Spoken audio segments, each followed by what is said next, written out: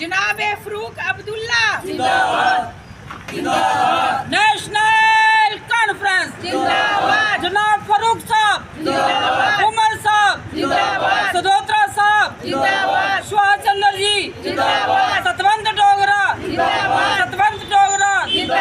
National Conference, National Conference, शक्ति।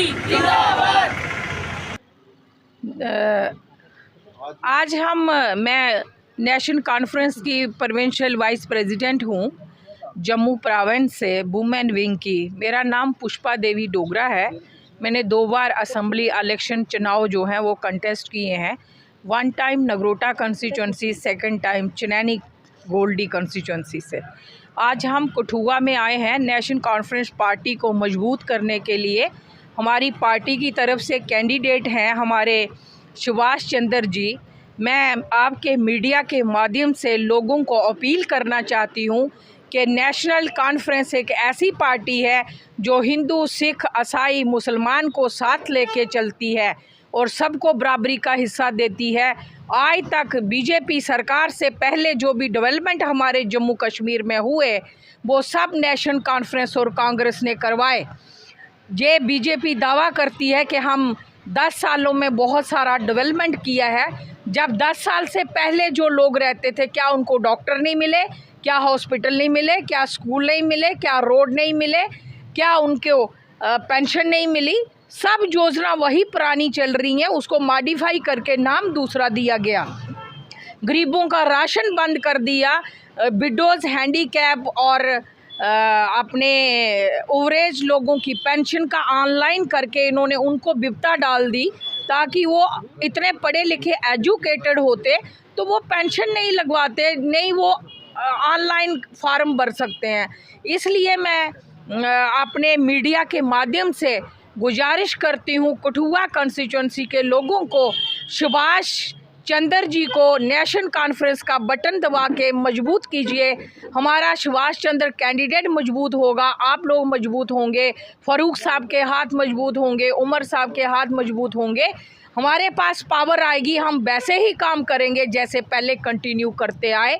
Daily Vaser को पक्का करेंगे और जो विडोज़, हैंडीकैप, ओवरेज लोग हैं उनको हम पेंशन बढ़ा के 3000 करेंगे और एजुकेशन हम बेटर देंगे, हेल्थ की फैसिलिटी बेटर देंगे और जो आंगनवाड़ी वर्कर्स हैं उनके लिए तनख्वाह बढ़ाएंगे। हम पब्लिक के लिए इलेक्शन लड़ रहे हैं, ना कि अपने लिए लड़ रहे हैं। बीजेपी जब मार्केट में आ रही है, आप देख रहे हो उनका एक ही मुद्दा है, हिंदू मुसलमान और टैक्स। हमें हिंदू मुसलमान कभी जम्मू कश्मीर में छोड़ के इंडिया में नहीं लड़े और हम नहीं लड़ेंगे और ना हम खतरे में हैं। अगर खतरे में कोई है तो वो बीजेपी की सीटें हैं। तो जनता मेरी सुधर जाए, समझ जाए। रिक्वेस्ट करती हूँ, हाथ जोड़े करके नमस्कार करती हूँ, सबको गुजारिश करती हूँ हमारे कैंडिडेट को सुभाष जी को वोट करें, नेशनल कॉन्फ्रेंस का बटन दबाएं और हम आपके काम आएँ। जय हिंद, जय भारत। कठुआ भाजपा आरोप लगा रही है कि नेशनल कॉन्फ्रेंस जो है वो जम्मू कश्मीर को बांटने का काम कर रही है, जैसे 2 संविधान 2 विधान। तो क्या कहना चाहिए सर? आज तक जब तक हम 27-28 साल से पार्टी में चल रहे हैं, नेशनल कॉन्फ्रेंस में चल रहे हैं, ये बीजेपी का काम है आरोप लगाना और कुछ नहीं। ये आरोप पे आरोप लगाती जाती हैं, लेकिन खुद इनको कोई पूछे कि नेशनल कॉन्फ्रेंस बांटने का काम कर रही है या हिंदू मुस्लिम आप बांटने का काम कर रहे हो? कभी नेशनल कॉन्फ्रेंस से मुंह से कभी ऐसी बातें नहीं निकली हैं कि हिंदू ला गया, मुस्लिम ला गया। ये कभी हिंदू की लड़ाई में डाल देते हैं, कभी मुस्लिम की लड़ाई में डाल देते हैं। जब भी वोटों का टाइम आता है तो ये लोगों का ध्यान डाइवर्ट कर देते हैं। इसलिए डाइवर्ट करते हैं कि लोगों का ध्यान, ये जो सामग्री इन्होंने फैला रखी है, महंगाई का मुद्दा है, इन्होंने नौकरियों का मुद्दा है, इन्होंने इस काम से ये ध्यान भड़का देते हैं कि लोग एक ही मुद्दा लेके चलें। लोग हिंदू मुस्लिम का मुद्दा लेके चलें, लोग ये लेके नहीं चले महंगाई कितनी है, बेरोज़गारी कितनी है, बच्चों के पास नौकरियां नहीं हैं, प्राइवेट इंडस्ट्रियों में देखो 12-12 घंटे ड्यूटी दे रही हैं, लेकिन आज कुछ बच्चे ऐसे हैं जिनकी 500 रुपये दिहाड़ी भी नहीं है। जे उस साइड लोगों का ध्यान नहीं जाने दे रहे हैं, जे अपनी तरफ ध्यान खींचते हैं, लोग हिंदू मुस्लिम करें और वोट डाल दें। इन्होंने वायदा रखा था 400 पार, वो भी विफल हो गए। अब 60 पार इन्होंने वायदा रखा है, 60 पार इंडिया लोगों को बता रहे हैं कि 60 पार जा रहे हैं। वो तो पब्लिक बताएगी ना कि 60 पार हैं या कितने पार जा रहे हैं। हमें अपने सिर्फ इस समय हमारे जो 370 का मुद्दा है हम उसको लेके चल रहे हैं, जो 35 आर्टिकल इन्होंने तोड़ा हम उसको लेके चल रहे हैं। हमारी स्टेट का जो बेड़ा गर्क हो चुका है, बाहर के लोग आगे जहाँ पे काम कर रहे हैं, लेकिन हमारे जहाँ पे लोगों के लिए कोई काम नहीं है, कुछ काम नहीं है लोगों के लिए। बेरोज़गारी फैली हुई है, महंगाई देखो इतनी, 4 किलो डिपुओं पे राशन देके ये लोगों को बहका फुसला रहे हैं कि हम आपको राशन नहीं फ्री दे रहे हैं। कैसे हाथ खड़ा करके मोदी जी बोल रहे हैं कि मैं हिंदुस्तान में 80 करोड़ हिंदुओं को राशन फ्री दे। शर्म आनी चाहिए। 80 करोड़ हिंदू आपको पता है गरीब है, तो उनको राशन दे के गरीबी दूर कर रहा है। क्या उनके लिए रोज़गार नहीं है? क्या उनके लिए ये नहीं पता देखा इन्होंने कि कोई दिहाड़ी का काम दे, कोई नौकरी लगाएं छोटी मोटी? इनको शर्म आनी चाहिए। इससे बली थी नेशनल कॉन्फ्रेंस की सरकार, जब लोगों को 35 किलो राशन मिलता था, आटा चावल उठा के सीधा वो अपने ड्रमियों में डालते थे। आज 4-4 किलो कणक के लिए लाइन में लगना पड़ता है। क्या 4 किलो कणक एक बंदा मुझे महीना भर खा के बताए, क्या 4 किलो कणक से गुजारा होता है? हमारी महिलाएं जो बेचारी दिहाड़ी ला के काम करती हैं, उनको नहीं पता बेचारियों को, वो 4 किलो कणक में ही खुश हैं। पेंशन लगवाई 1000 लोगों की, हम लोगों ने काफ़ी सारी पेंशन लगवाई हैं, लेकिन आज क्या किया, जो 50 साल से पेंशन ले रहे हैं उनकी भी फॉर्मेलिटियाँ चेंज कर दी हैं। आज लोगों की पेंशन रुकी हुई है। ये 3000 पेंशन का बीजेपी वाले दावा करते हैं, और पहले जो बंद करिए उनको तो शुरू करो, उनको तो देखो कि लोग कहाँ से लेंगे अपनी बेचारी दवाई दारू का खर्चा। कोई बहन बुजुर्ग मंदिर जाती है उनका खर्चा, वो तो पेंशन कर नहीं सके। आज जो इलेक्शन लड़ रहे हैं, जो इलेक्शन के लिए आगे आए हैं पैराशूट के माध्यम से, वो ये नहीं देख रहे कि जब उनके पास एक अपनी चेयर थी डायरेक्टर की, तब तो 4 बुजुर्गों की पेंशन नहीं लगी, तब तो 4 बुजुर्गों के काम नहीं हुए। आज ये नेशनल कॉन्फ्रेंस को बोलते हैं कि ये किस काम की नहीं है, लेकिन इनसे बड़ी तो नेशनल कॉन्फ्रेंस थी जिन्होंने लोगों के बीच रह के लोगों को पेंशनें लगवाई और लोगों के काम किए। स्टेट सब्जेक्ट ख़त्म करके डोमिसाइल आगे लाए, इन्होंने डोमिसाइल बनाना शुरू कर दिए। मुझे ये नहीं समझ आती कि बीजेपी कर क्या रही है, क्या नहीं कर रही। 60 पार ये वक्त बताएगा, ये 60 पार होंगे या नहीं होंगे। मैं इतना ही कहती हूँ। थैंक यू, धन्यवाद। पार होंगे। कॉन्फ्रेंस के कैंडिडेट सुभाष चंद्र जी के फेवर में आए हैं, उनको समर्थन के लिए आए हैं। मेरी बहनें भी आई हैं। तो हमारा सबसे बड़ा प्रॉब्लम ये है जो आज है कि बीजेपी इतनी नीचे उतर गई है कि उसने अपना जो जिनके ऊपर बहुत संगीन इल्ज़ाम थे उन लोगों को भी जेल से निकाल के इलेक्शन लड़ाने की सोच रही है। उसका मतलब एक ही मकसद है कि गठबंधन के जो कैंडिडेट है उसको हिराना। तो ये तो बहुत गलत बात है।